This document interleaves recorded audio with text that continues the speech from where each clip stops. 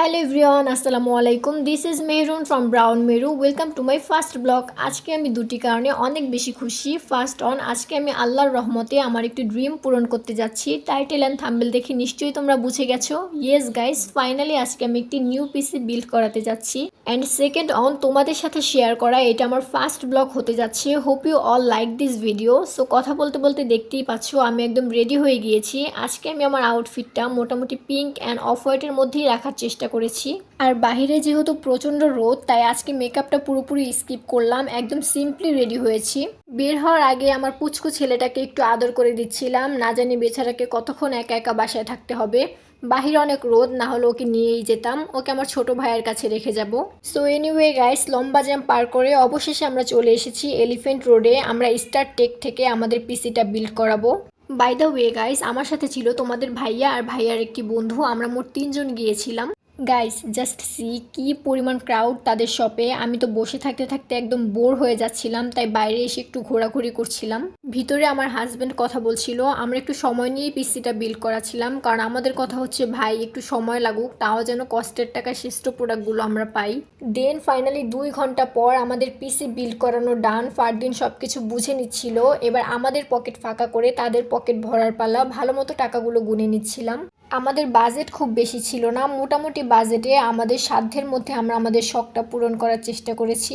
তো যাই হোক, দিয়েই দিলাম টাকাগুলো, যতই গুনি টাকা তো আর বাচ্চা দিবে না। তো যাই হোক, ভেবেছিলাম টাকা দেওয়া শেষ, এখন পিসিটা নিয়ে বাসায় যাব। পরে দেখি আরও নাকি 2 ঘন্টার মতো লাগবে। আমরা এসেছি অলমোস্ট 2 ঘন্টার বেশি হয়ে যাবে। এখন পিসি সেট আপ দিতে আরও 2 ঘন্টার মতো সময় লাগবে, কম বেশিও হতে পারে, কি আর করার। দেন আমাদের 12তলায় গিয়ে বসতে বললো, চলে গেলাম আমরা 12তলায়। সেখানেও দেখি ভিড়ের অভাব নাই। 1 ঘন্টা বসে থাকার পর আমাদের সব প্রোডাক্টগুলো আসলো। ফারদিন ইনভয়েস দেখে সবগুলো প্রোডাক্ট চেক করে নিচ্ছিল। এবার আমাদের লাস্ট কাজ হচ্ছে পিসিতে উইন্ডোজ দেওয়া পর্যন্ত অপেক্ষা করা, কারণ এটাই হচ্ছে আমাদের শেষ অপেক্ষা। এরপর আমরা বাসায় যেতে পারবো।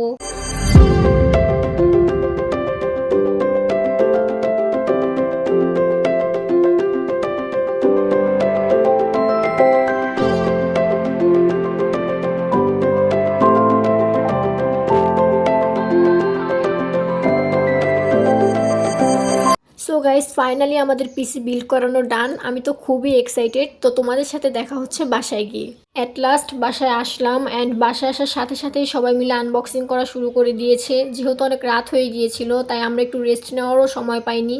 তো দেখো গাইস, আমি এতটাই টায়ার্ড ছিলাম, প্লাস আবার ভিডিও করছিলাম। তো ভিডিও করতে করতে আনবক্সিং করতে গিয়ে আমি যে কখন বক্সটাই ছিঁড়ে ফেলেছি সেটা আমি খেয়ালই করিনি।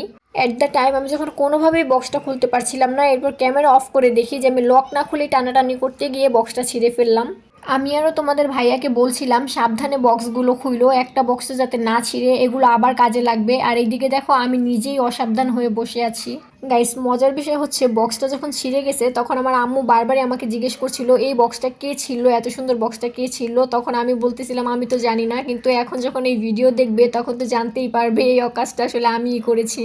হোয়াট এভার গাইস, এখন আর কি আর করার। সো সব কিছু আনবক্সিং করার পর এই হচ্ছে আমার ঘরের বর্তমান অবস্থা। না জানি এগুলো গোছাতে গোছাতে রাত কয়টা বাজবে।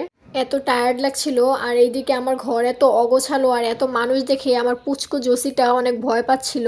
সারাদিন বেচারা একা একা কাটাইছে, আর এখন হঠাৎ করে এত মানুষ দেখে ও যে কোথায় লুকাবে বুঝতেই পারছে না।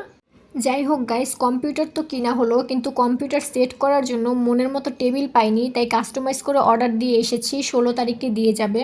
আজ হচ্ছে 11 তারিখ, পিসি কিনলাম, আর 16 তারিখে টেবিলটা দিয়ে গেলে দেন সেট করতে পারবো। আপাতত আমাদের টি টেবিলের উপর সেট করেছি। এই সেট আপটা দেখতেও ভালোই লাগছিল। তো গাইস, আজকে হচ্ছে 16 তারিখ, একটু পরেই আমার নতুন টেবিল চলে আসবে, তাই এই সেট আপকে এখন আমি বাই করে দিচ্ছি। সো 1 2 3 অ্যান্ড 10 ফাইনালি 4 দিন পর আমি ফাইনাল সেট আপ করতে পারলাম। টেবিলটা একদম আমার মনের মতো হয়েছে, যেমনটা আমি চেয়েছিলাম। পুরো সেট আপটা আমি ব্ল্যাক থিম চেয়েছি, তাই টেবিলটাও আমি ব্ল্যাকই নিয়েছি। আর টেবিলটা ছিল 24x42 ইঞ্চি।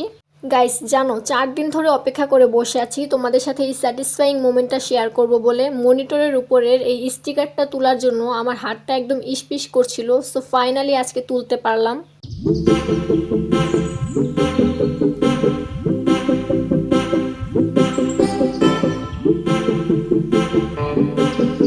গাইস, আমার স্টিকার উঠানো দেখে তোমাদের ভাইয়া বলতেছে আমাকেও একটু উঠাইতে দিও, তাই তাকে কেচিংয়ের পলিটা উঠাতে দিলাম। আমি চেয়েছিলাম আমি একাই সবগুলো উঠাবো, কিন্তু সে এসে আমার স্যাটিসফাইং মোমেন্টে ভাগ বসালো।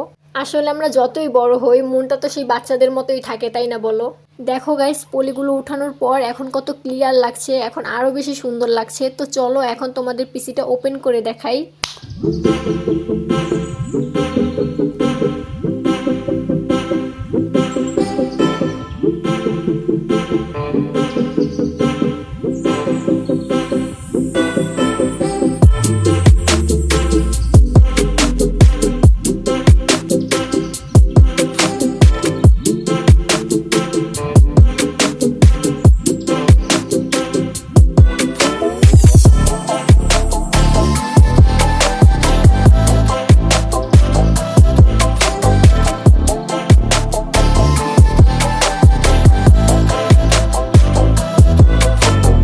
কেমন লাগলো গাইস আমার পিসিটা? অবশ্যই কিন্তু কমেন্ট করো। আলহামদুলিল্লাহ, আমি তো অনেক খুশি, আমি ঠিক যেমনটা চেয়েছিলাম তেমনটাই পেয়েছি।